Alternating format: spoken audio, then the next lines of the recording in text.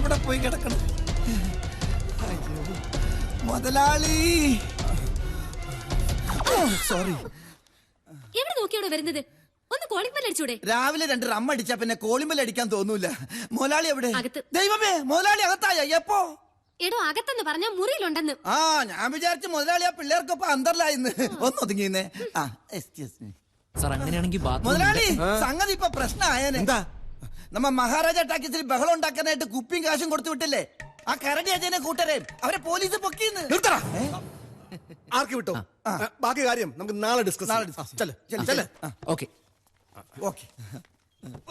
ആരെങ്കിലും നിൽക്കുമ്പോഴാണ് നിങ്ങളുടെ കാര്യം വിളിച്ചു പോകുന്നത്. അയാൾ എന്ത് വിചാരിച്ചു കാണും? ഞാൻ പോയി ചോദിച്ചിട്ട് വരട്ടെ അയാൾ എന്ത് വിചാരിച്ചാണോ? മണ്ടൻ. ഞാനാ മണ്ടനാ? ഭാഗ്യത്തിന് മുതലാളിയുടെ പേര് അവർ എസ്ഐയോട് പറഞ്ഞില്ല. രക്ഷപ്പെട്ടു. നല്ല ഗുരുത്വമുള്ള പിള്ളേരാ. അപ്പൊ എന്നെ സമ്മതിച്ചാ? ഇനി ഒന്നേ, നീ വേഗം ഒരു കാര്യം ചെയ്യ. നമ്മുടെ വക്കീലിനെ വിളിച്ച് പിള്ളേരെ ഇറക്കാൻ വേണ്ടി ഏർപ്പാടൊക്കെ ചെയ്യ. അല്ല മുതലാളി, ആ വിമലക്കെട്ടൊരു വേല വെക്കാൻ ഇത്രയും നാളായിട്ട് കാശും ആളെ ഇറക്കിയിട്ട് ഒന്നും ഏക്കണില്ലല്ല. നീ കണ്ടോ? അവസാനത്തെ ബോംബ് പൊട്ടുന്നവരെ ഞാൻ കളിക്കും. എന്നാ പിന്നെ അവസാനത്തെ ബോംബ് ആദ്യം പൊട്ടിച്ചൂടി? അതൊക്കെ ഞാൻ പൊട്ടിച്ചോളാം. അവിടെ ഷോ തുടങ്ങാൻ സമയമായി. നീ ചെല്ല്. ഓ, നേരെ ഇന്ന് വെള്ളിയാഴ്ചയാണല്ലോ. ഇന്ന് അവിടെ ചിലതൊക്കെ സംഭവിക്കും. ആ മുതലാളി, കടയിൽ സാധനങ്ങളൊക്കെ തീർന്നുപോയി. ആ കേശവന്റെ കടയിൽ നിന്ന് മേടിച്ചോടാ. കേശവന്റെ കട എന്നാലും കാശായിട്ട് തരില്ല.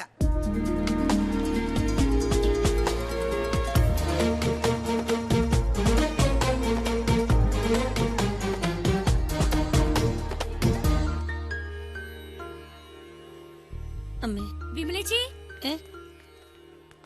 ചേച്ചി ടിക്കറ്റ് ഇപ്പൊ കൊടുക്കണോ? പിന്നെ മണി 3 കഴിഞ്ഞില്ലേ? ആ കറക്കണ കുന്ത്രാണ് എനിക്കൊന്ന് പഠിപ്പിച്ചിടാൻ പറഞ്ഞപ്പോ ചേച്ചി കേട്ടില്ലല്ലോ. അതിനാ സ്വാമിനാഥൻ സമ്മതിക്കണ്ടേ? എന്നാ സ്വാമിനാഥൻ പണി പറ്റിച്ചു. ഷോ, അവൻ ഇനിയും വന്നില്ലേ? എന്റെ ദൈവമേ. ഷോ, ഇന്നാണെങ്കി നല്ല കളക്ഷൻ കിട്ടുന്ന ദിവസമാ. എന്തുറപ്പിലാ ടിക്കറ്റ് കൊടുക്കുന്നേ? എന്തെങ്കിലും ഒന്ന് കിട്ടാൻ കാത്തിരിക്കുവാ നാട്ടുകാര് നമ്മുടെ മെക്കിട്ട് കയറാൻ. ഷോ, വായാടി ജാനകി മക്കളും വന്നിട്ടുണ്ട്. വഴക്കിനുള്ളൊരു വഴിയായി. നമ്മൾ എന്ത് ചെയ്യും ഇടമേ? എന്ത് പറ്റി? ഇന്ന് മാറ്റിനി ഇല്ലേ? സ്വാമിനാഥൻ വന്നിട്ടില്ല അച്ഛനെ. അവൻ പണ്ടേ അങ്ങനെയാ. അവന്റെ ഒക്കെ കയ്യും കാലും തല്ലി ഓടിച്ച് പള്ളേക്കളേണ്ട സമയം കഴിഞ്ഞിരിക്കുക. പുതിയ പടാ. മാറ്റിനി കഴിഞ്ഞ് ഡോക്ടറെ കണ്ടിട്ട് വീട്ടിലേക്ക് പോവാന്ന് വിചാരിച്ചതാ. ചേച്ചിയോട് എത്ര തവണ പറഞ്ഞിട്ടുണ്ട് ആ അഹങ്കാരി വിട്ടിട്ട് വേറെ ആരെങ്കിലും വെക്കണോന്ന്.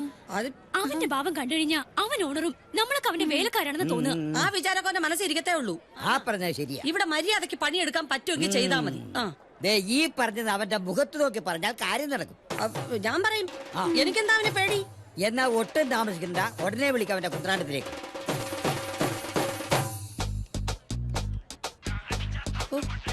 പണ്ടാരക്കാരൻ ഇവൻ എടുക്കുന്നില്ലല്ലോ. ബെല്ലടിക്കുന്നുണ്ട്. ഒന്ന് മാറിക്ക, കാരണം ചാകാറായല്ലോ. ഹലോ ഹലോ, എന്താ നീ ഫോൺ എടുക്കാത്ത? ഇവിടെ ഒരു രക്ഷയില്ല, ഭയങ്കര തിരക്കാ. മതി മതി മതി, 2:30 തുടങ്ങേണ്ടതാ. ഇപ്പൊ മണി 3 കഴിഞ്ഞു. ഇവിടെ 3 മണിയായി. 3 മണിക്കുള്ള ഷോ 3:30 ആയെന്നോർത്തപ്പോ ആകാശം ഒന്നും ഇടിഞ്ഞു വീടില്ലല്ലോ. സിനിമാ തിയേറ്റർ അല്ലേ, ഓപ്പറേഷൻ തിയേറ്റർ ഒന്നും അല്ലല്ലോ. ഈ സിനിമാ താരങ്ങളൊന്നും ഫിലിമിൽ നിന്ന് ഇറങ്ങി ഓടുവൊന്നുമില്ലല്ലോ. ഈ ചേച്ചി പറയുന്ന ഓപ്പറേഷൻ തിയേറ്റർ ഒന്നും അല്ലല്ലോ, സിനിമാ തിയേറ്റർ അല്ലേന്ന്. വലിയൊരു നാക്കുള്ളതുകൊണ്ട് ജീവിച്ചു പൊയ്ക്കോളും. എന്ത് പറഞ്ഞു മോളെ? വന്നോണ്ടിരിക്കാന്ന്, ഉടനെ എത്തും. ഓ, സമാധാനായി. ഒരയൽവാസി എന്ന നിലയിൽ എനിക്ക് ആദ്യത്തെ ഷോ തന്നെ കണ്ടില്ലെങ്കിൽ വലിയ പ്രയാസമാണ്. കുറെ കാലമായിട്ടുള്ള ശീലല്ലേ. തുടങ്ങുന്നതിന് മുമ്പ് ഞാൻ വരാം. മോളെ, എന്റെ സീറ്റ് ചില സീറ്റ് അറിയാലോ, ഒഴിച്ചങ്ങിട്ടേക്കണേ. അത് ഞാൻ ഏറ്റു. ടിക്കറ്റ് വെക്കാനുള്ള ഏർപ്പാടുണ്ടാക്ക്. ആൾക്കാരൊക്കെ നിൽക്കുക. ഞാൻ പിള്ളേരെ വിളിച്ചോണ്ടേ. ഓ, എന്റെ ദൈവമേ, ഒരു ടാക്സി നടത്താൻ പെടുന്ന പാട്. റെക്കോർഡിട്ടല്ല, കാണിച്ചു തരാ. ഈ മഹാരാജ ടാക്സി കയറി പണം കാണേണ്ട വല്ല കാര്യമുണ്ടാ? ഇവിടെ നിന്ന് 4 ദോശയും 2 ഓംലെറ്റും കഴിക്കുന്ന ഈ ആരോഗ്യത്തിന് നല്ലതല്ലേ? അല്ലാതെ കയ്യിൽ നിന്ന് കാശ് മുടക്കി ടിക്കറ്റ് എടുത്ത് മൂട്ടകടിയും കൊതുകടിയും കൊള്ളേണ്ട വല്ല കാര്യമുണ്ടാ? പോരാത്തനി എലി ശല്യം വേറെ. എലിയുടെ കടി കൊണ്ട് എത്ര പേരെ ഇടങ്ങേറായെന്നറിയാമോ? നമ്മുടെ സർക്കാർ ആശുപത്രിയിലാണെങ്കിൽ ഡോക്ടർമാരുമില്ല, മരുന്നുമില്ല, ഒരു പുണ്ണാക്കുമില്ല. വടിയാകാൻ വേറെ വല്ല മാർഗം വേണ?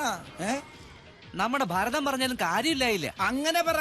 അതുകൊണ്ട് നാട്ടുകാരായ നമ്മളെല്ലാവരും ഒറ്റക്കെട്ടായി നിന്ന് സമരം ചെയ്തിട്ടാണെങ്കിലും ഈ ടാക്സി പൂട്ടിക്കണം. ചേട്ടാ, 100 രൂപയ്ക്ക് ചേഞ്ച് തരുമോ? എന്തിനാ? ബൈക്ക് പാർക്ക് ചെയ്യാനാ. പടം കാണാൻ വന്നതാണല്ലേ? അതെ. നിങ്ങളെ കണ്ടപ്പോ 6 മാസം മുമ്പ് നടന്നൊരു സംഭവം ഞാൻ ഓർത്തുപോയി. അന്ന് ഇതേപോലെ മാറ്റിനിക്ക് ഇതേ പ്രായത്തിലുള്ള 2 പിള്ളേര് ചില്ലറക്കായി ഇവിടെ വന്നു. മാറ്റിന് തുടങ്ങി ഒരു അരമണിക്കൂർ കഴിഞ്ഞപ്പോ തിയേറ്ററിനകത്തുനിന്ന് ഭയങ്കര ഒരു ഒച്ചയും ബഹളം കേട്ടു. ഞാൻ ഓടിച്ചു നോക്കിയപ്പോ 2 ശവശരീരങ്ങളായിരുന്നു. എന്റെ കയ്യിൽ നിന്ന് ചില്ലറ വാങ്ങിപ്പോയ ആ 2 ചെറുപ്പക്കാരുടെ വിറങ്ങലിച്ച ശവശരീരങ്ങളായിരുന്നു. എന്തുപറ്റി? കടിച്ചു. ആര്? വെമ്പാലമൂർഖൻ. എന്നിട്ട് വിനോദയാത്ര സിനിമ കാണാൻ വന്ന പിള്ളേരെ വിലാപയാത്ര കണ്ടുകൊണ്ടാണ് ഞാൻ പോകുന്നത്. ഒരു കാര്യം ഇപ്പൊ മനസ്സിലായി, നിങ്ങളെയൊക്കെ വിഷമുള്ള പാമ്പ് ഈ ടാക്കീസിൽ എന്തായാലും ഉണ്ടാവില്ല. എന്നാ പിടിച്ചേ, ചില്ലറയില്ല. പോ ചെല്ല് പോടാ. ഒരു നല്ല കാര്യം പറഞ്ഞു കൊടുക്കാന്ന് പറഞ്ഞപ്പ വന്നേക്കണ്. ഒരു വിധത്തിൽ നിന്നു. വാ വാ, ഇന്ന് ഷോ നടക്കുന്ന എനിക്കൊന്ന് കാണണം. സ്വാമിയേ ശരണമയ്യപ്പ. ഇങ്ങോട്ട് നോക്കടാ താടി. നീ ആർക്കിട്ടാണ് ശരണം വിളിച്ചെന്ന് എനിക്ക് മനസ്സിലായി. ഒരു കാര്യം ഞാൻ പറഞ്ഞേക്കാം, ഇനി എനിക്കിട്ടെങ്ങാനും നീ ശരണം വിളിച്ച നിന്റെ മുതലാളിയുടെ കാലും കഴിയുമ്പോ ഞാൻ ഓടത്തുള്ളൂ. എടാ കോപ്പറേറ്ററെ, ഈ ചന്തയുടെ കൈയോട് നിന്നോട് മറുപടി പറയാൻ അറിയാൻ പാടില്ല. നീ പറയടാ. നീ അധികം നാളിവിടെ പണിയെടുക്കില്ല. ഇതിനകത്ത് തൂങ്ങി ചത്തിട്ടാണെങ്കിൽ ഈ ടാക്കീസ് ഞാൻ പൂട്ടിക്കും. ടാക്കീസ് പൂട്ടില്ലടാ, പക്ഷെ നിന്റെ ഈ പേട്ട് തട്ടുകട പൂട്ടും. പോവാടാ. എന്താന്നറിയാം, മാറ്റിന് തുടങ്ങാൻ സമയം. നമുക്ക് ഇന്റർവെല്ലിൽ കാണാടാ. മിക്കവാറും ഇവന്റെ കൈ ഞാൻ തല്ലി ഒടിക്കും. പിന്നെ ഇവൻ എങ്ങനെ സിനിമ കറക്കുന്ന എനിക്കൊന്ന് കാണണം. ചേട്ടാ കുറച്ച് സാമ്പാർ തരുമോ? 6:55 തുടങ്ങിയതാണല്ലോ സാമ്പാർ വിഴുങ്ങാനായിട്ട്. ദോശ ബാക്കിയിരിക്കില്ലേ, പിന്നെ എങ്ങനെ കഴിക്കുന്നത്? 2 ദോശയും മേടിക്കും, 2 ലിറ്റർ സാമ്പാറും കുടിക്കും.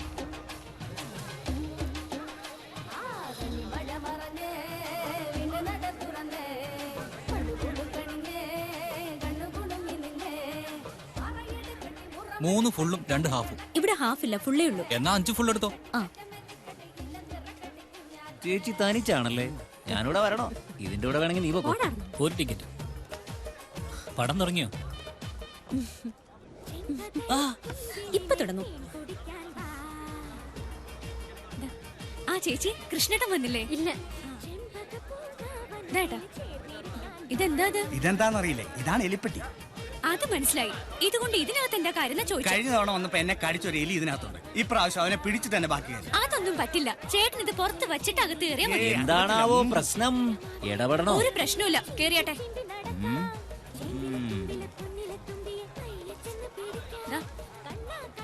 ഞാനെന്താ ചെയ്യണ്ടേ? കേറിപ്പോ. സിനിമ എങ്ങനെയുണ്ട്? ഉഷേ, അമ്മയ്ക്ക് എങ്ങനെയുണ്ട്? കുറവുണ്ട്. ആ, രമയുടെ കല്യാണം അറച്ചല്ലോ. അടുത്ത ചിങ്ങത്തിലാ. ഓണത്തിന് എല്ലാരെയും കൂട്ടി വരണം. തീർച്ചയായിട്ടും. നല്ല പടാ. ആണോ?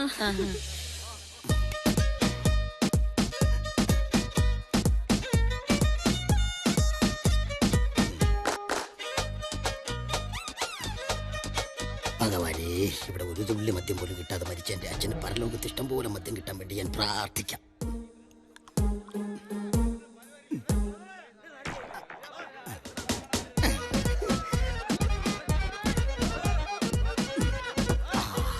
അച്ഛാ, ഒരു പഴം ഞാൻ എടുത്തോട്ടെ.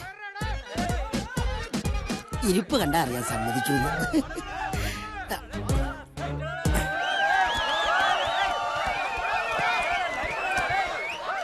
ആ, എല്ലാരുടെയും കണ്ണുവെട്ടിച്ചിഞ്ഞ് പോരുന്നോ? സമയം 3:10. ആൾക്കാര് ബഹളം വയ്ക്കുന്ന കേൾക്കുന്നുണ്ടോ? വായുള്ളവര് കൂകും, ചെവിയുള്ളവരത് കേൾക്കും. അതിനെനിക്കെന്താ, ഒച്ചയടയ്ക്കുമ്പോ അങ്ങ് നിർത്തിക്കോളുന്നേ. പകതിരിവില്ലാത്തവൻ.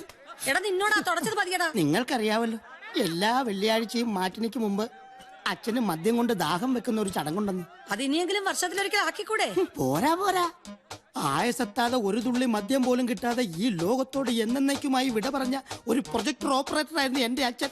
ദേ തൂക്കിയിട്ടിരിക്കുന്ന ദാമോദരൻ. അച്ഛാ, ഈ മഹാനായ മനുഷ്യൻ രോഗശയ്യെ കിടക്കുമ്പോ മോനായ എന്നോട് ഒരേ ഒരു ആഗ്രഹം പ്രകടിപ്പിച്ചോളൂ. അതെന്താന്നറിയോ?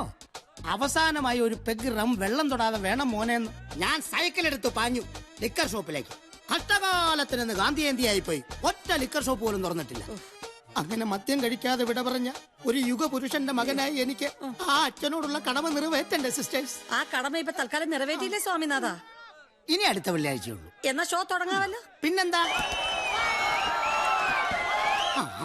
ഏത് കോപ്പനാണെങ്കിലും ഇന്ന് ഞാൻ കാണിച്ചു തരാം. ചേച്ചി ഇങ്ങോട്ട് വാ.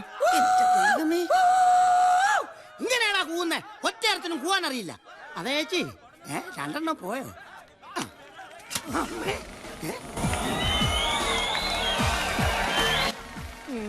പടം തെളിഞ്ഞ്